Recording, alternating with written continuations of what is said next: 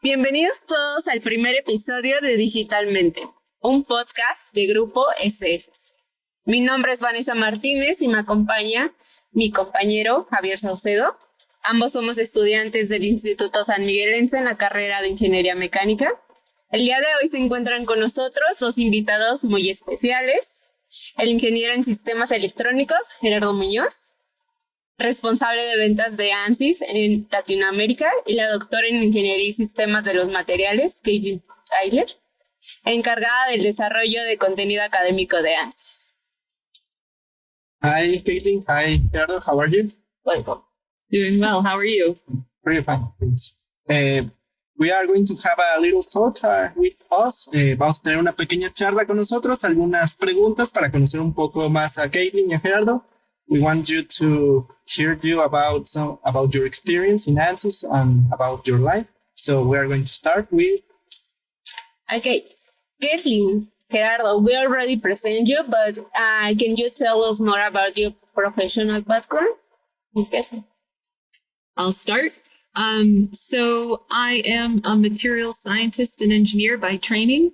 I am originally from Minnesota in the United States, currently living just outside Atlanta, Georgia.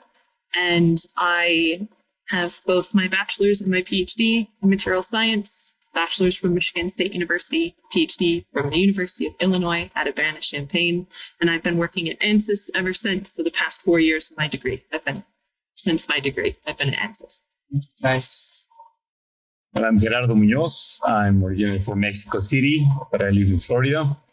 I study Ingeniero Electrónico, Sistemas Electrónicos in the Tec de Monterrey, Campus Estado de Mexico, back in 1990.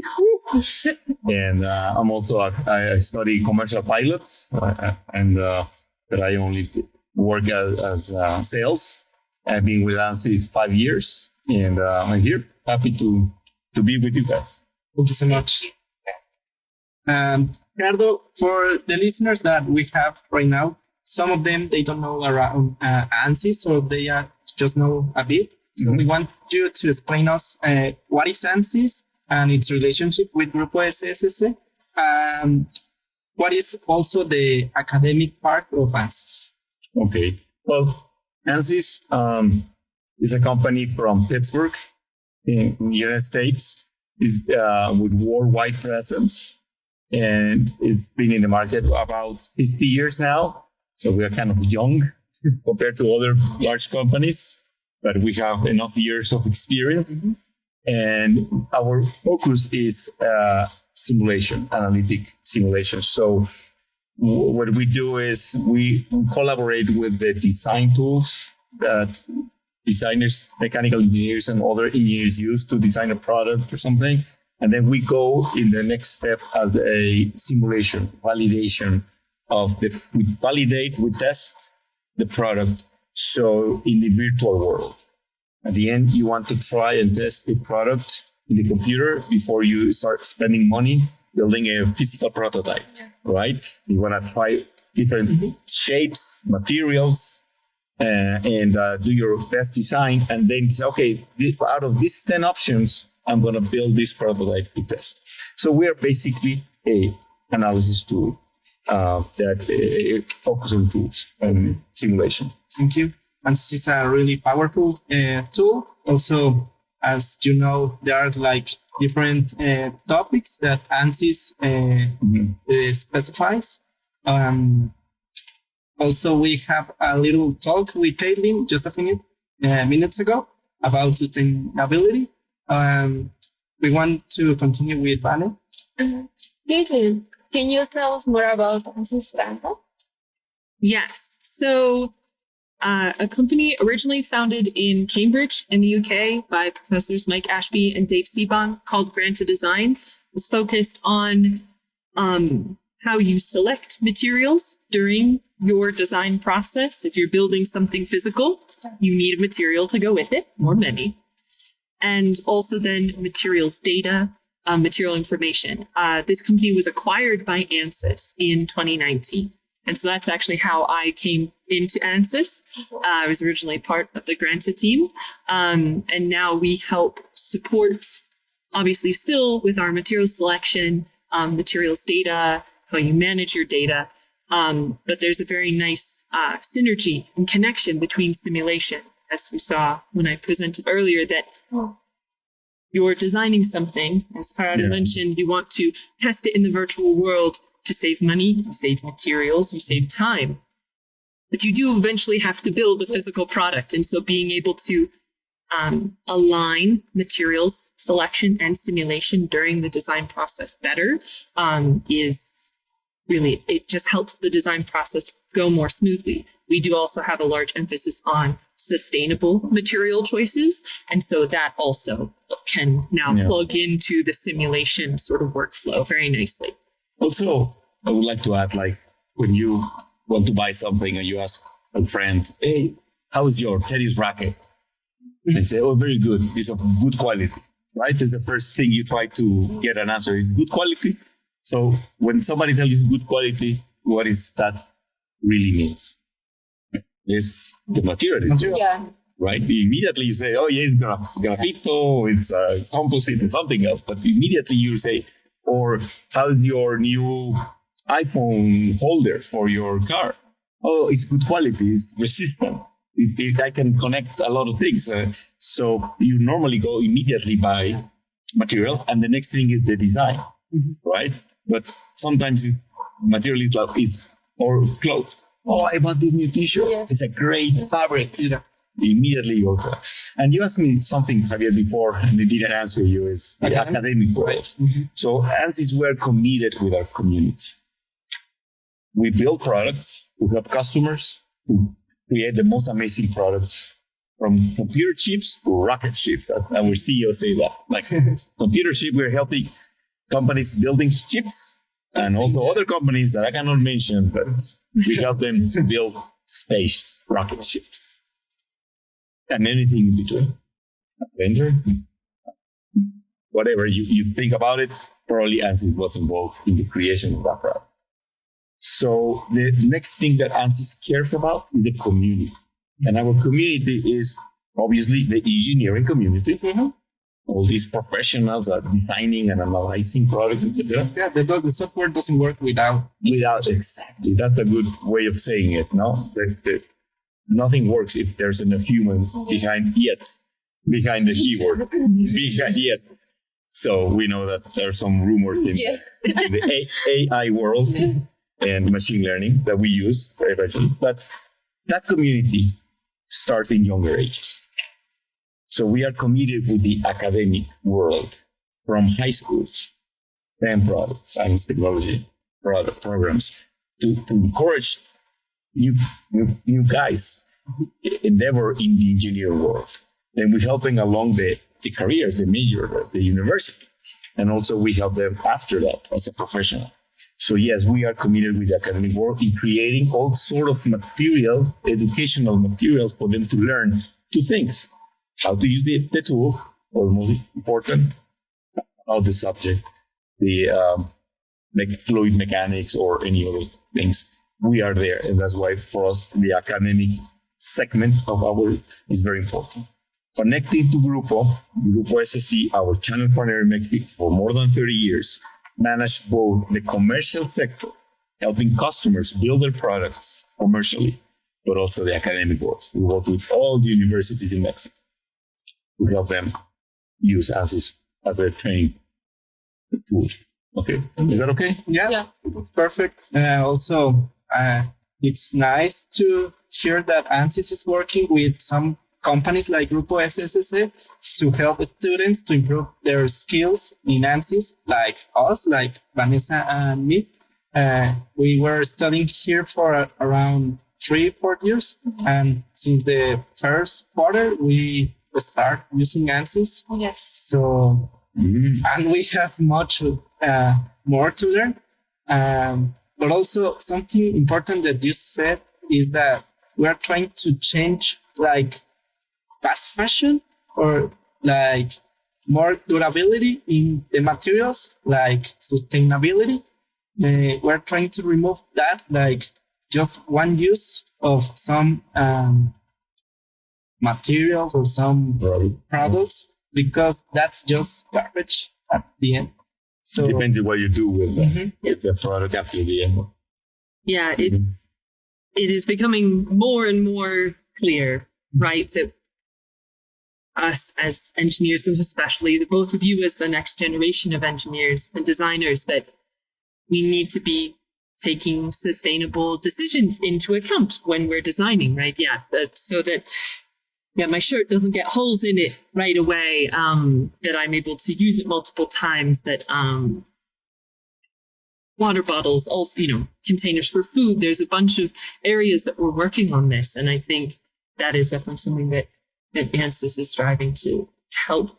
But also, if I wasn't taught about much sustainability during my schooling, but it clearly has become so important during my career as an engineer. And so as Ansys, right, trying to help integrate that. And evaluate a product from the sustainable point of view. Exactly. Is this product being built with sustainable products, and this product itself will become sustainable, or one-time use and garbage? What is the purpose of that? So it's not just the function of the product in the life, it's the before and the after. Yeah. As we heard a few minutes ago in your talk, it's not that easy to achieve that goal, but we can do it, and it's easier with Ansys. Absolutely. And that's why we... Changing a bit of topic, I want to ask you, Gerardo, what is like the latest trend in or development in the use of Ansys? Oh, interesting. We call it the 5 technology pillars. And the first definitely is taking care of what we have right now, our core technology. Continue developing our solvers, the fluid solver, mechanical solver, the optic solvers, because that's what makes Ansys the best company in accuracy in simulation. Because you can simulate something that could look like a video game. That's not simulation. We simulate with physics, so actual how the product behaves in the real world in the computer. So we call it accuracy and speed.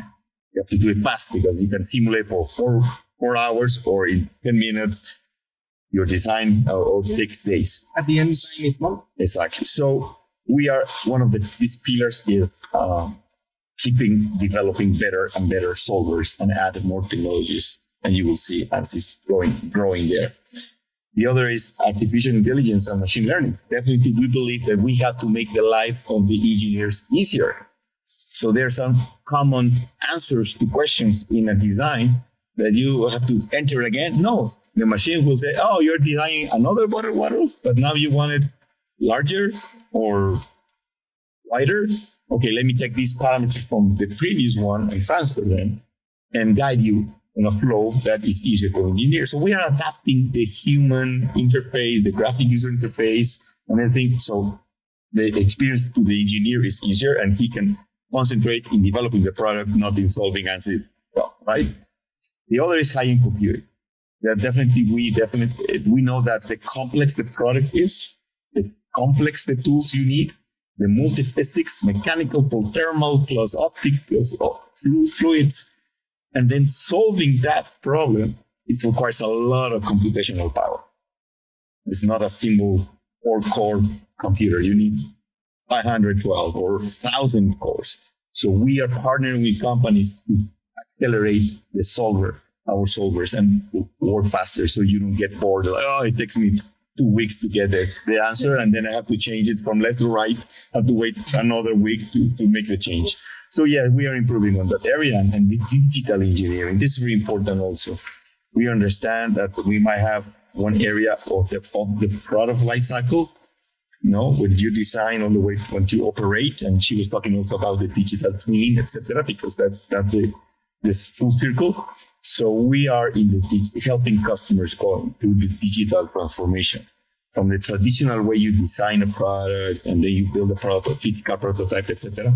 You want to do everything in the computer and start selecting materials, etc. So that's called the digital transformation of a company.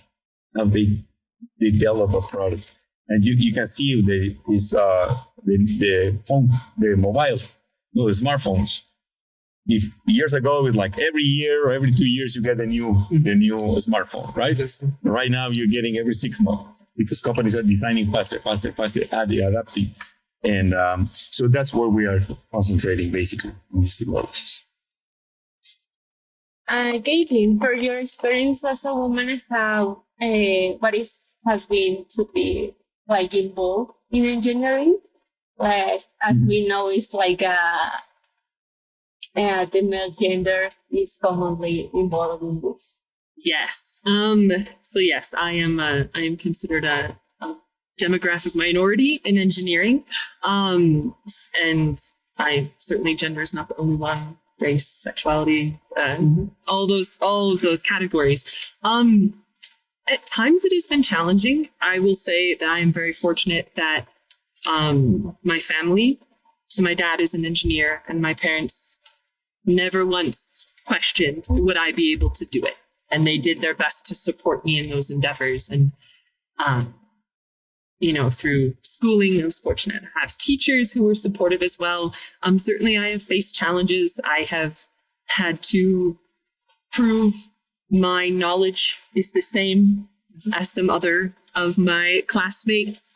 I will proudly say in a couple of those situations, I did better on the exams. Thank you. But I do see that it's changing. It's changing for the better. Because if we're going to be solving, like we talked about sustainability, where you were talking about all these areas that Ansys is focusing on, these are problems that we as humans have never had to solve before. Mm-hmm. These are brand new. They require complex solutions, and they require diverse teams who have experiences from all walks of life, all perceptions, to come in to solve these problems. And so we need a more diverse body of working engineers to be able to solve these things. There are things that the two of you, from your life experience, you will come up with an idea that I would never in a million years come up with, because your individual experiences are all different than mine. And that's how we grow. That's how we solve these grand challenges. And so I've as you can probably tell from how I'm talking about it, I'm quite passionate about this. I spent a lot of time during my graduate work actually involved in a summer camp to try to show that engineering is accessible to young women. And I'm continuing to try to work in these spaces now at Ansys as part of our Women in Technology Employee Research Group, as well as some endeavors, sort of my own personal endeavors to support the next generation and show them that it is possible, and that not only is it possible that we need them, we need diverse engineers. Okay. Mm-hmm. So, Gerardo, you talk about like the latest trends on Ansys, but what is like the big challenge with Ansys? Like, ¿cuál es el mayor desafío que tiene Ansys ahora actualmente? I think as any company, the challenge is growth in all segments, in the commercial segment, in the academic segment. Inside the commercial segment, you have the different industries: healthcare, automotive, aerospace. So more than a challenge is our goal is to continue growing on every single segment that we have. Okay. And we're doing it, and we call it double-digit growth, 10%. That's very important. And to keep that pace, we have to beat the competition and also find new logos, new companies that never used simulation before. So our challenge is make sure we reach every single corner around the world, from the big global account with global presence, like car manufacturing, all the way down to a small local company that is designing, is a startup in Mexico, in San Miguel Allende. It's building the new batteries for the electric vehicles. And the startup, we have to help everything from bottom to top. And that's what we do. It's a challenge, it's a goal, and we're aiming for that every single day. Thank you. Kaitlin, what are the benefits of using Ansys for the environment? Oh, benefit for the environment. There are many. As Gerardo and I kind of been mentioning, there's if you're thinking of sort of traditional design and manufacturing, the end goal is to create a good product for the cheap as you can. But if we're thinking of sustainable product development, our goal is really to ensure that our design is not hurting the planet at any point, or minimizing the impact on our planet at any point during its life, that it's not harming people. Say, if it's being manufactured and manufacturing is dangerous, okay, maybe we should pick a different strategy. I think it's hazardous materials. Yes, so say if there's hazardous materials, these types of things, and then there's also the manufacturing of it, the design of it, that it's we still want it to be cost effective and all these other things, and so Ansys helps with being able to do a lot of the prototype and testing in a computer versus having to do it physically. Think designing a car, studying the aerodynamics. You used to always have to put it in a wind tunnel. Those are huge. Take a lot of energy to run. So if I can run the first 10 iterations in my computer, get it to be almost perfect, and then do it once, in real life, that's saving materials, energy, time. As we said, time is money. You can evaluate much more options. Exactly. You can try new things that maybe you couldn't have considered before. Once the product is in use, we talked about digital twins, the idea that you have a virtual replica, that you are constantly evaluating, monitoring your real device, because some of them, they're high in the sky. They're deep underground. I can't go look at it and see if it's breaking. This extends the life of a product.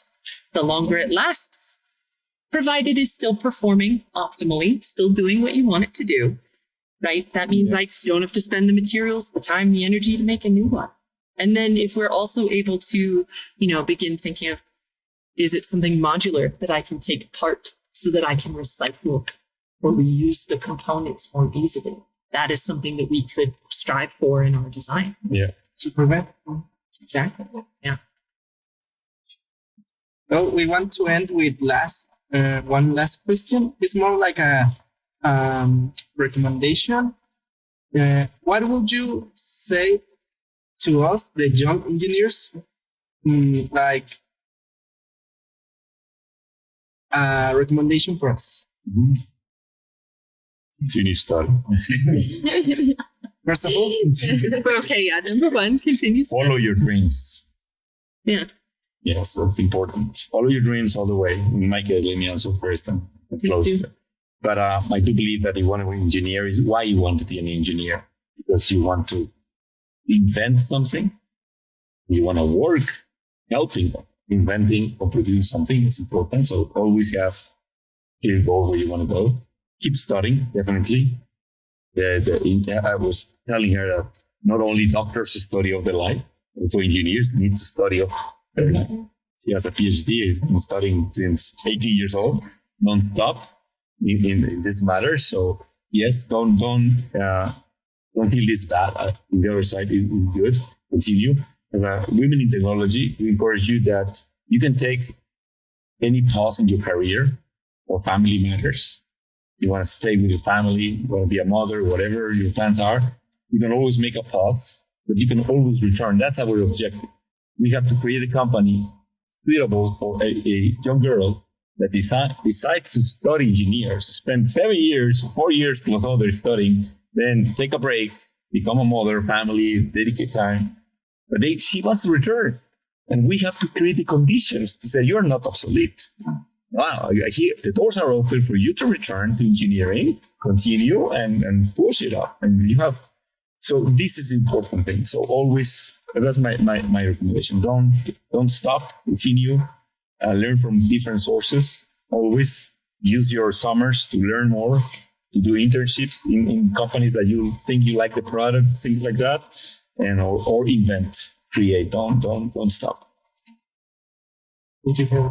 Yeah, I think certainly don't stop, but also don't